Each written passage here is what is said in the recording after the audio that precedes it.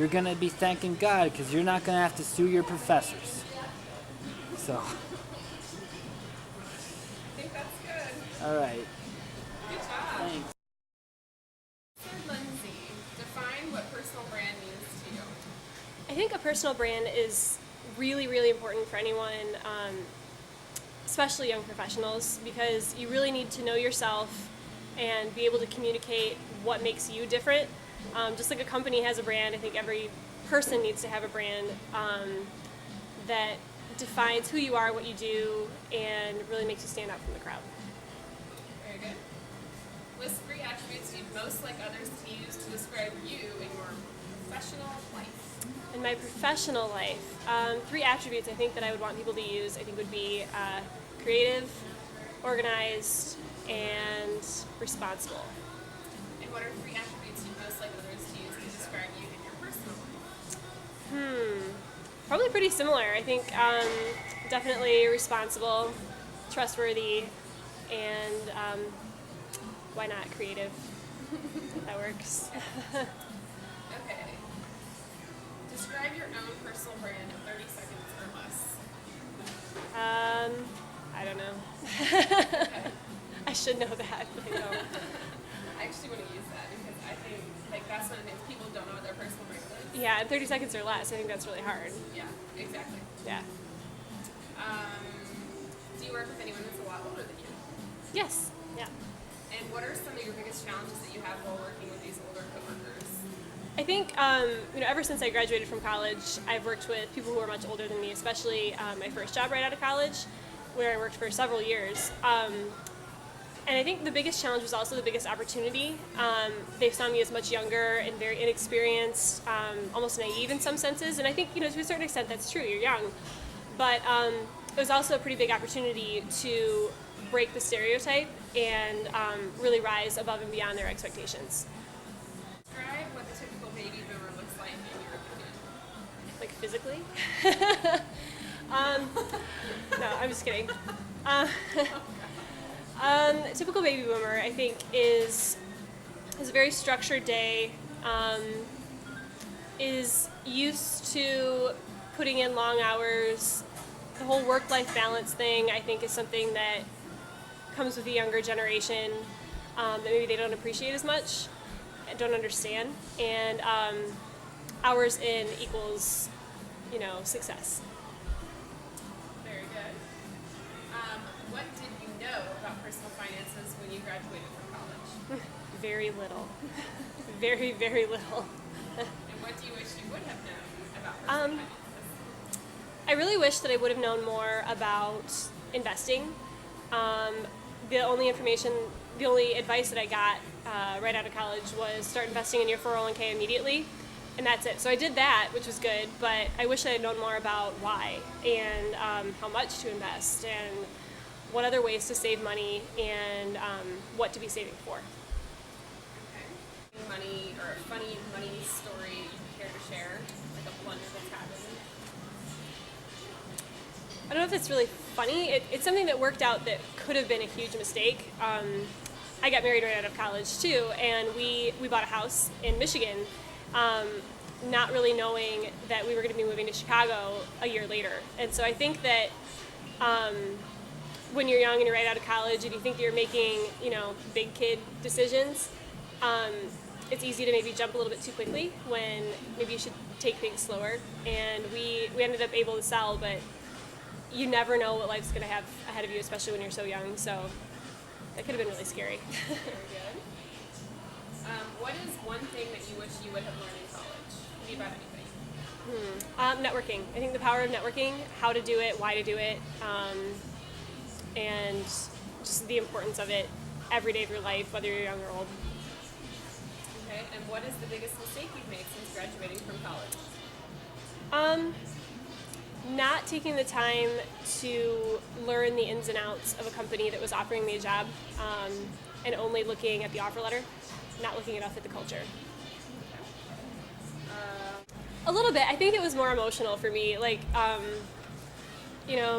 boss doesn't want me to do this, or I worked 60 hours this week, and my parents just being like, welcome to the real world. And now it's funny to look back at that and think that that was an issue. Okay. Do you look at any of your friends and wonder how they graduated from college? Oh yeah. What makes you think this way? I don't know. It's amazing. Some of the people that I've known that wanted to graduate with either really fancy degrees or just barely got by the skin of their teeth that have really great jobs now. And I think that it just goes to show that a college degree does not equal automatic success or vice versa. It's about what's inside and what you do with it. Okay. And if you could give a graduating senior one piece of advice on their graduation day, what would it be? Network. Hold on to the friends and acquaintances and professors and college jobs. All those people are very, very important. They've seen you, they've invested in you, whether they really realize it or not. Don't ever let those people go, and just build it and grow it, and make sure that you always have a group of trusted advisors around you who are always looking for ways to help you. Awesome.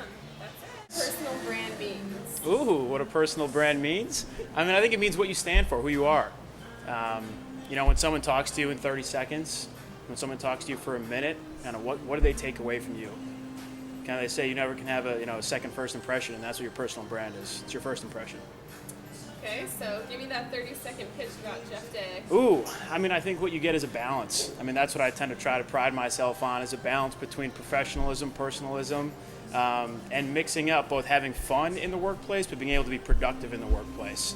I mean, so my personal brand is someone who is always going to try and have a smile on their face no matter what the situation, but get whatever needs to be done. I think you've succeeded in that, by the way.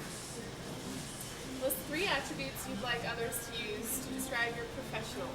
Ooh, balanced, optimistic, and competent, I would say. And what And three? what was the third one? Yeah, just do it. That's okay. Balanced, optimistic, and competent. Okay. Yeah. And what are 3 attributes you'd like others to use to describe you in your personal life? I'm going to stick with balanced. I think that's important. I might add in fun, and I think genuine is something that I want. Okay. Yeah. Do you work with anyone that's a lot older than you? Yes, all the time. When we go over to the client for which I present at, I would say I'm often the youngest person in the room by about 15 years, which is a very interesting dynamic. And what are some challenges you have in working with that older group? I think the biggest thing that you do is, I think it's the same thing for us when you look at somebody who maybe has just graduated college, is that you have to you're a little bit guilty until proven innocent. You really have to start in the hole and you have to dig yourself out, I would say, a little bit, and you have to prove yourself. There's kind of the natural trust in elders and a natural skepticism of the youth. And oftentimes, I'm the youth in the room telling them what to do. So I think it puts added pressure on you to really know what you're talking about and to be able to prove that what you're talking about makes sense. Once you build that equity and establish your credibility, then I think they don't look at you as a 25, as a 26-year-old person, but as the consultant who's giving me my advice. Okay. Very good answer. You must know. Describe the typical older coworker or baby boomer. Yeah. How do they work? What do they look like? Interesting question. I think there tends to be a little bit more of put your time in attitude. Like our generation tends to have the I want this now attitude, and I think the older generation tends to have a, earn it, put your time in. You're not going to be the CEO on year 3. Other than that, I think family orientated, family values, and I think one of the biggest differences with dealing with older coworkers a lot as a single young person is having to, they're balancing a lot more on their plate than I am. And then I think that's reflected in not only sometimes their work, but their perhaps stress levels at work or their priorities to and from work. I don't know. So you see older coworkers with a little bit more stress sometimes? Maybe sometimes, but maybe it's, I don't know if that's just kind of the way things look, the way things appear. But I think there's just a lot more responsibility. I think the older you get, the more responsibility you gain, depending on what happens in your personal life. And your personal life carries over so much to your professional life, whether you want to argue it or not. So, what's the one thing